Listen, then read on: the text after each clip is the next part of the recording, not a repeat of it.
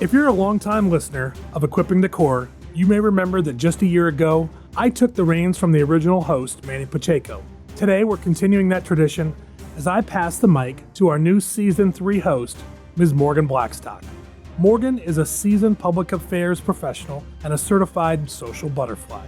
While Morgan's name may be new to many of you, you're actually quite familiar with some of her work, as she's been the producer of this podcast. Morgan has been developing questions and coordinating guests for the past year, and I'm excited to see where she takes the podcast as the host in the future. It's been a great ride for me hosting Equipping the Core, and I will certainly miss chatting with the many guests and learning more about the acquisition process. But I know Morgan will do a great job giving a behind-the-scenes look into the Marine Corps and acquisition in general. Morgan, I won't say welcome to the show since you've been here for quite a while, but certainly welcome to the microphone. Thank you. I'm excited. I'm excited to see what you do with this. So before we begin hearing about the future and all that, as the podcast producer, I have certainly had the chance to get you to know you behind the scenes. But can you give us a quick background on your career up to this point and how you ended up here at Systems Command? Yeah, so I technically say I'm from Mississippi, but we moved there when I was about 8 from Salt Lake. So lived in Mississippi up until I graduated, went to Southern Miss, and then I moved over to New Orleans, and then eventually made my way up to Virginia. I worked with the Navy as an intern when my career first started out, and then I worked my way into communications and government contracting. I've worked with the Air Force, the VA, and then now the Marine Corps. Happy to be here. It's been about almost 3 years, and it's been great. Well, I don't think I knew the Mississippi part, but the New Orleans part, the Louisiana part I knew, because we've discussed that a little bit off microphone on some previous podcasts where we had Master Guns Morris come in. Yes, yeah. We talked about quite a bit about New Orleans. Most people don't know I'm from Mississippi. Because you don't have an accent that would scream that. So. No. And I was technically born in Texas. Okay. I don't feel super Texas either, so I guess I'm just a mutt. I was everywhere. Being just a mutt just means you're American, so good to go. Yeah. So what can we find you doing when you are not here at Marine Corps Systems Command producing a podcast? I spend a lot of time with my dog, Mia. She'll be 14 this month. I recently have taken up boxing and kickboxing, so I'm doing that most mornings and then on the weekends, and then I read a lot. Maybe you can do a show on the McMAP, the Marine Corps Martial Arts Program. Yeah, that would be a good one. Boxer, yeah, so. Maybe that's my future. Right, that could be my next gig. There you go. So what is something that most people don't know about you besides the boxing career? When I was growing up, my parents owned a candy store. Okay. So they made like Pralines, Rocky Road. It was called Aunt V's Candies. Okay. They probably had it for about 10 years before it closed. So yeah, as a teenager, even as before I was old enough, I would always be at the candy store. So one of the great controversies in the South is the pronunciation of that word. Praline versus praline. It's praline. See, there we go. See. So I'm aware. Same with pecan or pecan. Right. It's definitely a pecan. All right. So briefly or really long, it's your show. Do you have a vision or any goals for your season as host for the show? I just want to keep getting the message out there to Marines and to industry and everyone. But as for guest, I would really like to get the Commandant, or should I say acting Commandant, General Smith. He came on in season 1 when he was over at CD&I, so I'd love to have him come on again. I know we talked about getting him on the show last season. I see how you've cleverly waited to schedule him until you're the one that gets to interview him. Well, now I'm going to have to wait until he gets all into his new position and then have him hopefully come on the show. When Manny and I did the handover, he asked me the same question: what guest did I want? And I was excited to get both of the folks I mentioned, Colonel McDaniel from Makatia, and then Mark Richter from MERS, who was on the show just 2 weeks ago, I think. So it was exciting. So I look forward, and I certainly wish you the best in getting General Smith on the podcast. And maybe even Colonel Stour from GCS. Okay. I'm like, I don't see that happening. Maybe when pigs fly. I wish you the best with getting Colonel Stour. Thanks. That would be quite the catch. This is your last chance trip.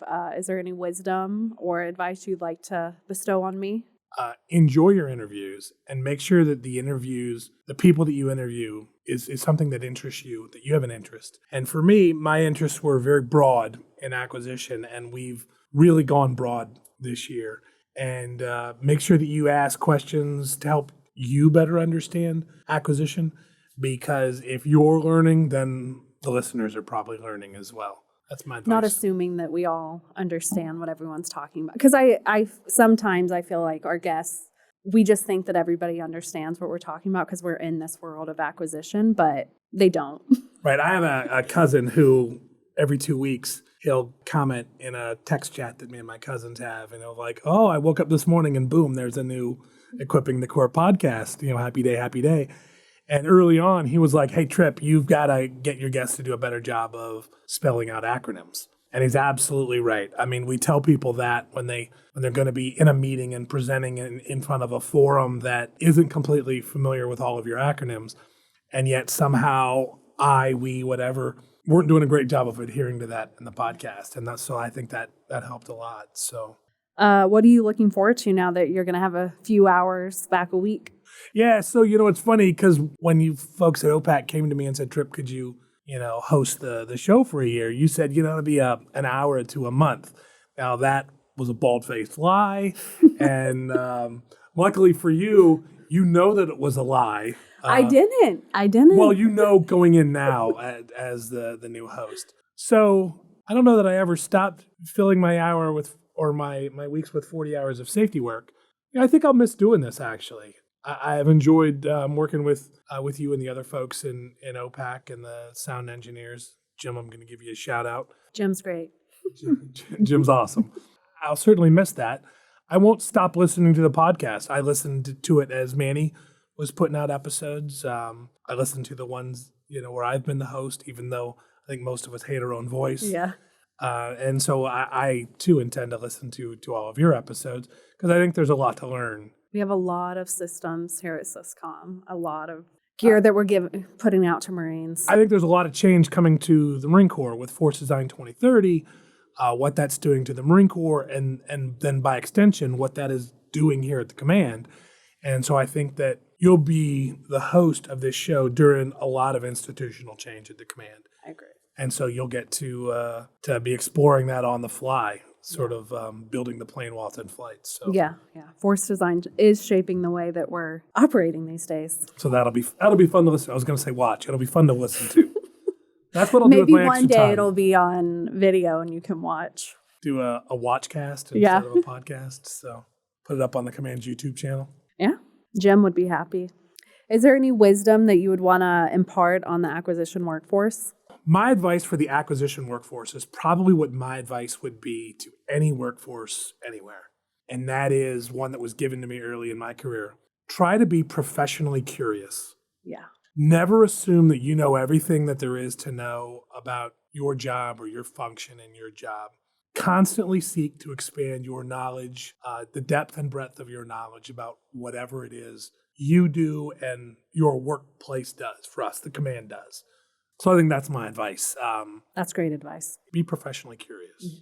So then here comes a bit of a sad part. For me, Morgan, is my last opportunity to ask the lightning round questions. I'm sure you've had lots of time to consider your answers since we've been asking these questions all season. You would ready? Think that. You would think. So are you ready to answer the lightning round questions? Yeah, let's do it. Because I think you are planning to use different questions next season. Yes. These questions are different than the one Manny used. So when you were a child, what did you want to be when you grew up? A veterinarian and a doctor. If you could have dinner with any historical figure, who would it be? Jane Austen, because I'm an avid reader. I love all of her books. And then Virginia Hall, which was a spy in World War II. Okay. Her story is just really interesting, and I'd love to talk to her about it. Do you have any tips for maintaining a work-life balance? You asked work-life balance, but I think it's focusing on the balance section of it and just kind of remembering that if you let your personal life go astray because of work, then it's going to impact your entire life. So decide, I'm not going to look at my phone after 5 o'clock. And on the weekends, make sure that you're doing the things you want to do and not living by your phone and always answering emails and all that. Because when you're feeling balanced personally, it's going to show in your work. We had a former chief engineer of the Marine Corps here at the command a number of years ago, and his recommendation for folks when asked that question was be there when they need you. Mm-hmm. And then as you change who the they and the there are in that sentence in your mind, that will help you figure out where you need to be when. Exactly. On a random Wednesday, this command doesn't need you, but if your kid's Thanksgiving pageant is going on at school, that's the they and the where you need to be. And so that particular thing has helped. Work is definitely important. We spend so much of our time here, but there's definitely more to life than work. Mm-hmm. And you can't, the whole saying, you can't live to work. You have to work to live. Nobody ever laid on their deathbed going, man, I wish I'd put in some more hours in the office. No. That just never happens. Yeah. So. All right, last question. What's a TV show, book, movie, or podcast that you'd recommend? I'm going to go with a podcast. Equipping the Core Season 2. Yes, or the upcoming Season 3. Okay, excellent. But it's called This Podcast Will Kill You. Okay. It started out as infectious diseases, but now they talk about anything medical. Okay. But it's a great podcast. People should listen to it. I'm not surprised you give that answer because you've mentioned that off microphone in the past. So, well, again, Morgan, thank you very much for giving me the time to interview for the last time here on the podcast. I wish you every success, and you're going to crush it this season, and I look forward to listening. Thanks. It's been great working with you. You too. Well, this concludes another episode of Equipping the Core. I hope you've enjoyed our conversation today. If so, please take a couple minutes to leave us a review, subscribe, and tell your friends about us. Until next time, stay safe. This is Trip Elliott, signing off.